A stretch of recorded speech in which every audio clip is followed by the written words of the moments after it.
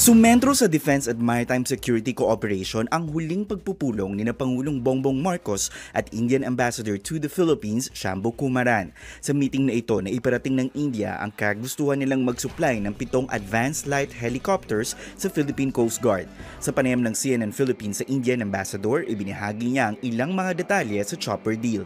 These are India-built helicopters by Hindustan Aeronautics, which is one of the world's largest aerospace companies. These are helicopters that are used in India by our Coast Guard and our Navy for a variety of roles. Of course, search and rescue, humanitarian assistance and disaster relief, and to basically monitor what is happening on the coast.